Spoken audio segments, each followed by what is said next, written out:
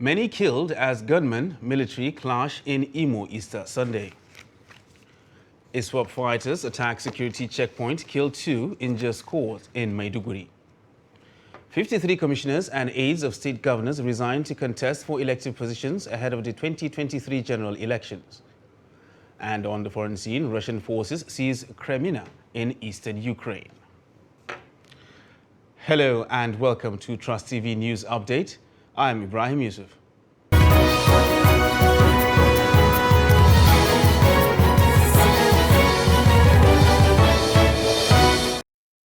Now the news in full. Many people were feared killed on Sunday when gunmen attacked Ihioma community in Olu local government area of Imo State. There have been two contrasting narratives about the killings. While some say the killings were done by the gunmen, others accuse the Nigerian military of targeting civilians in retaliatory attacks on the gunmen. The second narrative led to the hashtag #OluIsBleeding, which trended on Twitter on Monday and early Tuesday. A resident who asked not to be named for fear of attacks said heavy shooting began when military personnel engaged the gunmen in a battle. The gunmen, believed to be members of ESN, the militant wing of the outlawed indigenous people of Biafra, IPOB, were said to be on a manhunt for members of the Ebu security network who reportedly arrived in the area last Saturday. It was learned that the gunmen were infuriated by the presence of the members of the security outfit in the area. And in a bid to exonerate itself from allegations of terrorism and other gruesome acts leveled against it by security agents, the indigenous people of Biafra, IPOB, has unmasked placed a reward for anybody who reveals the hideouts of gunmen terrorizing the southeast. While fingering some members of the Ebuebeagu security outfit as masterminding the insecurity situation in the zone, IPOB also accused some politicians who it alleged groomed the gunmen for selfish political reasons but have become uncontrollable. IPOB, in a statement by its spokesperson, Emma Powerful, named the sponsors and fake members of the Eastern Security Outfit, ESN, to include one Nigeria, Sky from Umutanzi, two men from Umuna, Wasara, Commander from Amagu, Gezek, Akiriko Ata, No One, Double Lion, and Uru. The group urged members of the public to report the underlisted names to it for prompt action. And now to politics, where in line with Section 84, subsection 12 of the amended Electoral Act, no fewer than 53 commissioners and other aides of state governors have resigned across the country to contest for elective positions in the 2023 general elections. This is just as members at the federal level, including Rotimi Amechi, Senator Chris Ngige, Abubakar Malemi, and other heads of federal agencies who are eyeing elective positions are yet to tender resignation. While Amechi has since declared for the presidency, Ngige, barring any last-minute change, is expected to declare for the same position. Malemi, on his part, according to sources around him, is set to contest the governorship election of his home state, Kebbi. Many heads of federal agencies who have indicated interest to contest governorship, senatorial, and House of Representatives elections are expected to follow suit in the days ahead. And at least 2 security personnel were killed and an unspecified number wounded when Islamic State for West Africa province ISWAP fighters attacked a military formation near Maiduguri, the Borno state capital. This came less than 24 hours after the multinational joint task force confirmed that it killed more than 100 fighters, including 10 top commanders of ISWAP at the Lake Chad Basin region. It was gathered that the gun battle, which began at exactly 6 p.m., caused hundreds of civilians to flee their homes in Molai General Area in Maiduguri.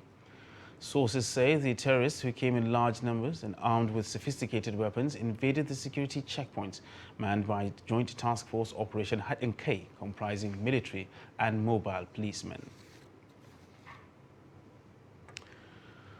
And families of victims of mistaken identity in Kakura community of Chikun local government area of Kaduna State have called on the state government to release the corpses of their loved ones for proper burial. The victims were mistaken for terrorists who came to attack the community. Fatima Saleh has more. Lamenting the unfortunate death of their loved ones, the relatives said the only consolation was to give them a decent burial according to Islamic rites. Hence, the appeal for the release of the bodies. rana ta yi kaman karfe 8 sai ga wata runduna wacce ba mu san iyakarta ba ta taho ta nufo gidajenmu. We saw troops coming towards our hut. I was among the people around, but I had to run for my life. When I came back, I saw what happened to my brothers. We thank God and the government for clearing our names, that we are not bandits, but we are appealing to the government to release the bodies of our brothers so that we can give them befitting burial. We are not even certain about the numbers of those that died. We have that 3 died, but others said 6. Since the incident happened, we barely sleep in the night because of gunshots. Some wives of those taken by the authorities are at loss whether their husbands are still alive or dead. They said life has not been the same since the ugly incident, as they are not certain if their husbands are still alive or dead. My name is Fatima. I am 30 years old. Vigilante came here. They are over 70 in numbers. They started beating our husbands, fathers and brothers, and calling them bandits. In my presence, they shot one dead. We are not bandits. I was given birth here and also got married here. I don't know any place other than Kakura.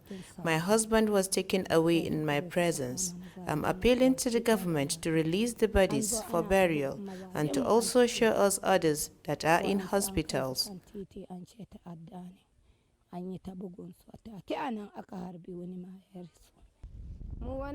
My father and brothers were among those taken away.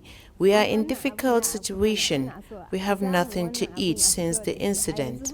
My mother barely speaks due to shock. We thank the government, but we are also appealing to see our fathers and brothers.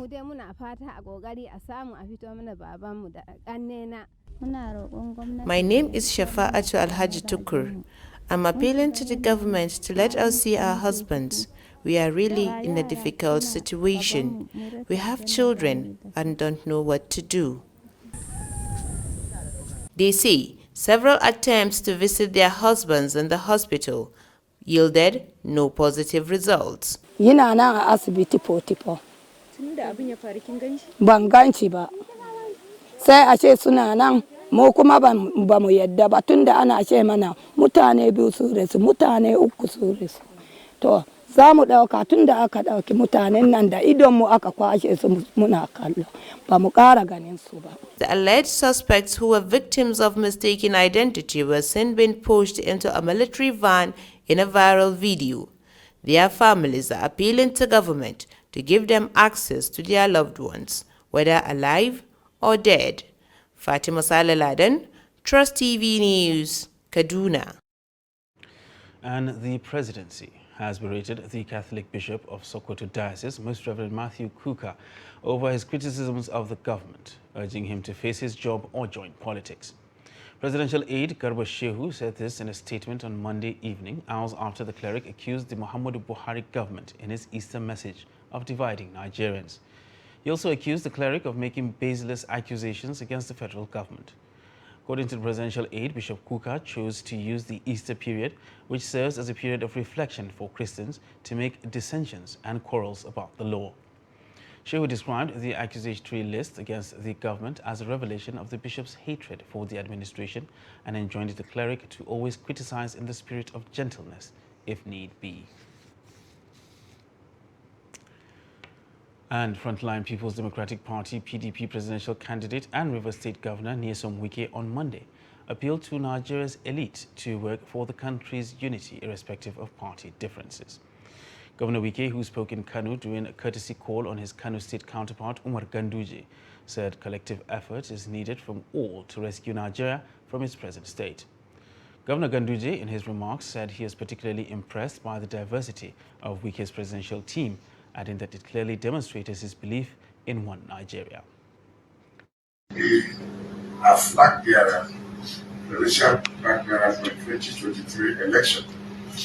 happy enough, I'm one of those who is contesting to make sure Nigeria becomes better. Right the wrongs of your party. I said, as a matter of honor and respect for my brother, I cannot just go and talk to my stakeholders first. You're watching Trust TV News Update. Still to come after the break. Residents of Gombe State find alternative source of power. This and more after the break. Do stay with us. To every politician, as the campaigns gain momentum and passions begin to rise, remember, the errors of your opponents do not make you a success. Do not run down your opponent and inflame passions to violence between and among your supporters. What counts is what you plan to do for the electorate and how you intend to relieve their sufferings and bring succor. Nigeria is in dire need of patriotic leaders at all levels. Leaders who will make national development their priority. Concentrate on telling the electorate what you intend to do when you get into office. Focus on making your vision clear to the electorate. Don't engage in verbal abuses, fake news or speeches. Keep dealing with issues that will bring progress. You win the hearts and minds of the people by being above board, by being civil, patriotic, and showing empathy. Let's join hands to make the 2023 elections peaceful. A message from the National Orientation Agency.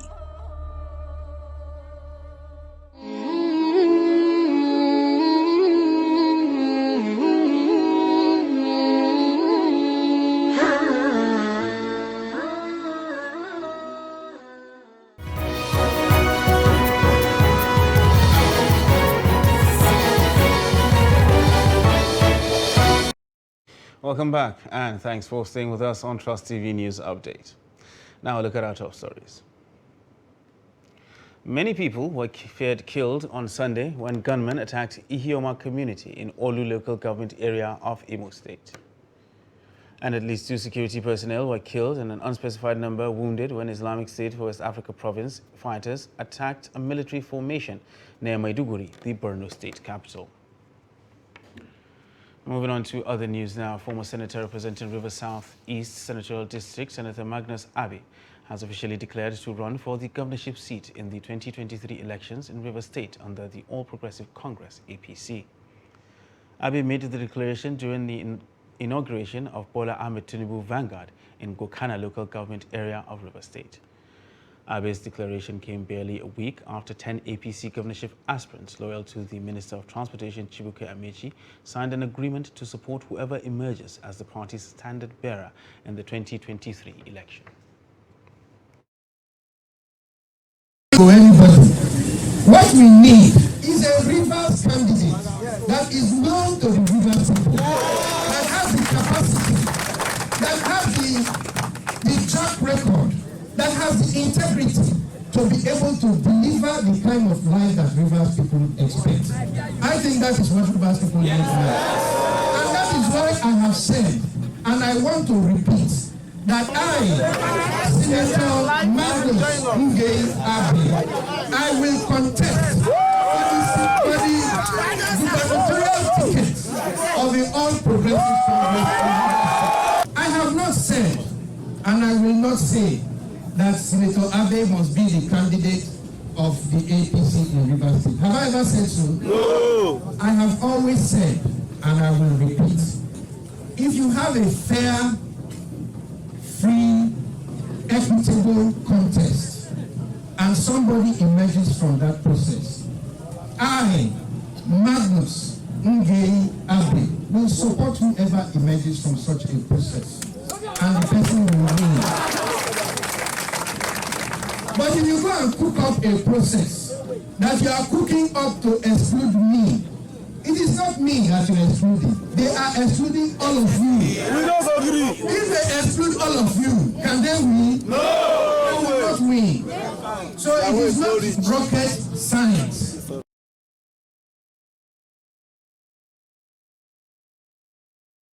And still staying with politics, northern groups under the aegis of National Youth Inclusive Governance Organization, Northeast Zone, has called for the inclusion of more youth in governance. They have also criticized politicians for using them as tools for violence and destruction.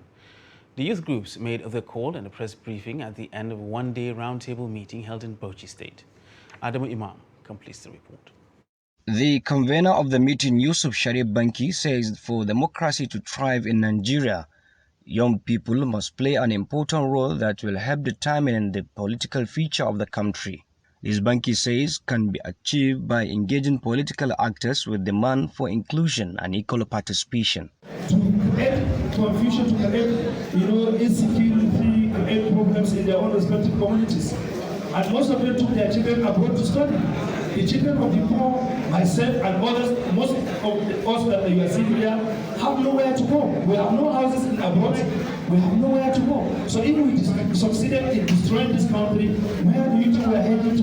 Nowhere. So we remain in Nigeria to die. So my advice is not just for the politicians, but also to the young people. He also explained that Nigerian youths have since embarked on aggressive mobilization across the country to get inputs and resources that will further accelerate youth inclusiveness. If you refuse to empower the people, the children of the poor, if you refuse to give hope to the children of the poor, then the danger ahead of us is worse than the time bomb that we are having. So Nigeria is actually sitting on the gunpowder, unless they take steps to correct these anomalies, to correct these mistakes that they have made for many years. The future of this country belongs to all of us. The groups lamented the relegation of youth to debasing tasks like posting and distribution of campaign materials, singing and dancing, among others, and noting that such will not augur well for youth and the Nigerian democracy. Adam Imam, Trust TV News, Bauchi. For decades, Nigeria has been battling with the challenges in the power sector. Billions of dollars have been spent to address these challenges, yet the electricity situation remains epileptic. The situation has been worsened by the recent collapse in the national grid that has left many in total darkness. Worried by the country's electricity deficit, some residents of Gombe State have resorted to the use of solar panels as an alternative source of power. Ibrahim Ismail reports. This is one among many houses that opted for solar panels as a source of electricity within Gombe metropolis. The solar inverter powers lighting bulbs, fans, and even television. Abubakar Muhammad said he subscribed to solar energy because of epileptic power supply in the country. Saboda na farko solar nan da kake gani abu ne mai inganci. Abu ne kuma wanda za a ce ba sai wani ne. The solar panel is very effective. It's from natural sun radiation. For people like me, we can't afford to pay electricity bills. Somebody will pay but don't get the light. There are irregularities. Ya biya nefon ma bai samu wutan ba. Wani kuma ya biya din yana samun wutan a inda wutan take amfani daban a inda su kuma suke bada kudin su daban. But if you have the solar, you can use it at your convenience. Our neighbors benefit from it. We charge their phones here. Za su turo wayoyin su caji da sauransu duka za su yi amfani da shi. Abubakar said it cost him about 250,000 naira to install the facility, but he is now enjoying a 24-hour uninterrupted power supply. Other residents like Sadiq Abdullah also highlight the benefit of using solar panels. We use solar because it's affordable and it's reliable. It helps when there is no electricity supply, but with the solar, we use it as a source of lights and charge phones. Analysts say solar panels provide one of the cleanest sources of energy, environmentally friendly. However, because of the cost of securing these panels, many lower-income earners cannot afford to install the system in their homes, a situation that calls for more efforts from government to address the epileptic nature of power supply in the country. From Gombe, Ibrahim Ismail reporting for Trust TV. And police have invited the parties involved in the alleged abuse of a 10-year-old pupil of Christland schools in Lagos State. The public relations officer of the Lagos State Police Command, Benjamin Hundeyin, confirmed on Tuesday that all parties involved have been contacted. He, however, could not immediately ascertain if the invited persons had reported to the State Criminal Investigation Department, PANTI, at the time of this report. Those expected at the police headquarters are officials of the school, the parents of the girl said to have been abused, the pupil, among others. Amid the controversy trailing the alleged abuse of the minor, police authorities in Lagos had vowed to ensure that justice was served in the matter. And stakeholders in the creative industry have called for more support and patronage for indigenous artists in order to enable them compete with their counterparts across the globe. They made the call at an event to mark the 2022 World Art Day in Abuja. The report. The event, which is aimed at promoting the development, diffusion and enjoyment of art worldwide, drew artists from different backgrounds. Speaking to Trust TV, some artists say there's a need for Nigerians to recognize the talent of local artists and give them credit. There's a lot that we do that people don't really give us credit for. There's a lot we do people don't give us credit for, but the fact is we are still a part of the industry as a whole. Mustafa Musa and Saidu Hashim are artists who draw inspiration from happenings around them and tell their story through art.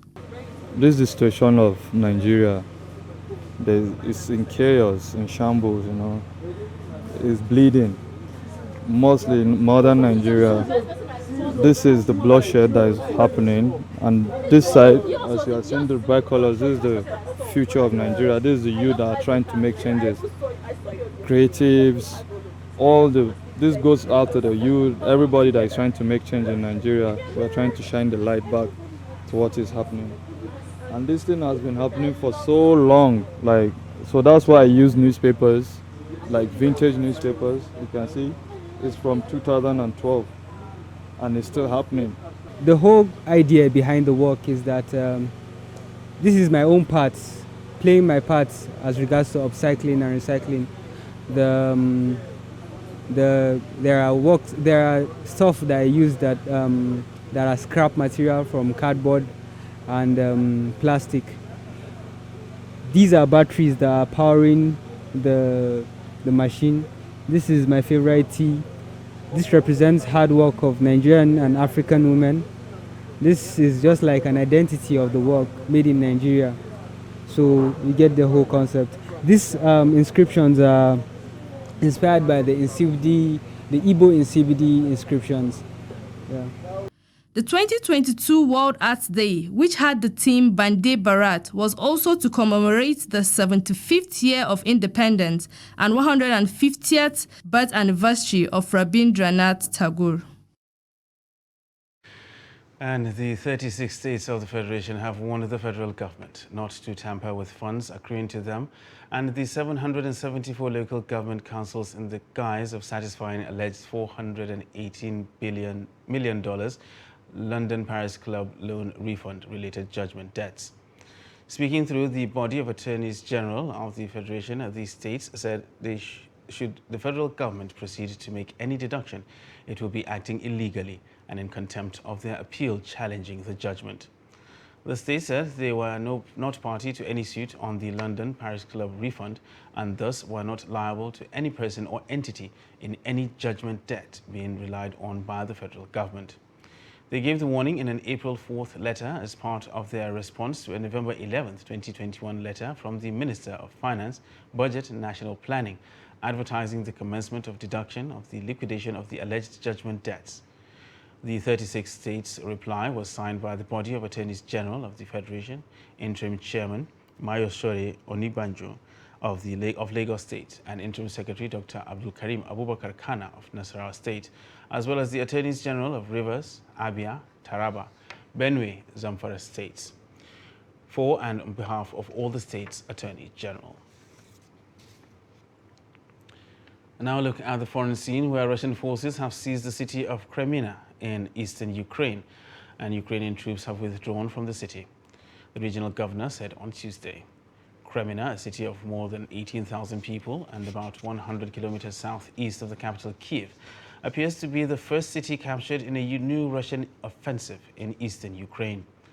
The governor of Luhansk region, Sergei Gadai, told newsmen Ukrainian defenders had to withdraw.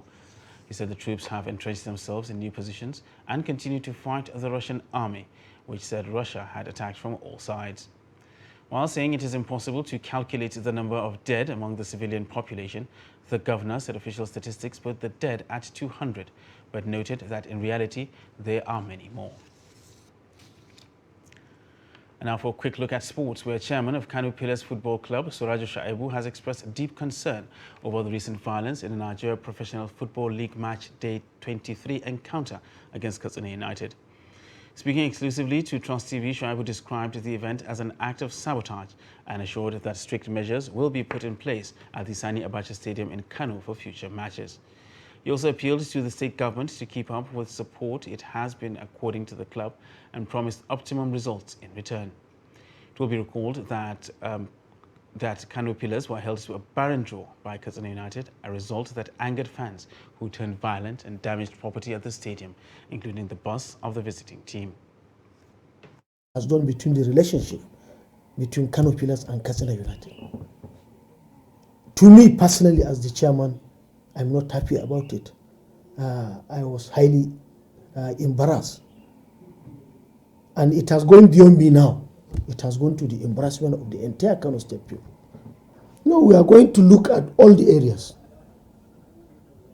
All the areas we are going to look into it and see where do we have problem and where are we going to learn. But first of all, we should have to abide by relocating to Abuja to play our home matches.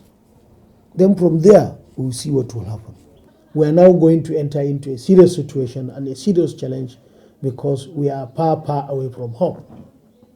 Even this week, when we are going to play Eimba, we have to stay in Abuja to play Sunshine Stars of Akure. So it's going to be a difficult situation for us, we, the management of the team, and also the Kano State government that is taking the financial burden. But I am pleading to the loving governor that he should continue what he is doing to Kano Pillars. And that wraps up Trust TV News Update for this hour. Don't forget, you can subscribe and follow us across all our social media platforms. I am Ibrahim Yusuf. Thanks for joining us.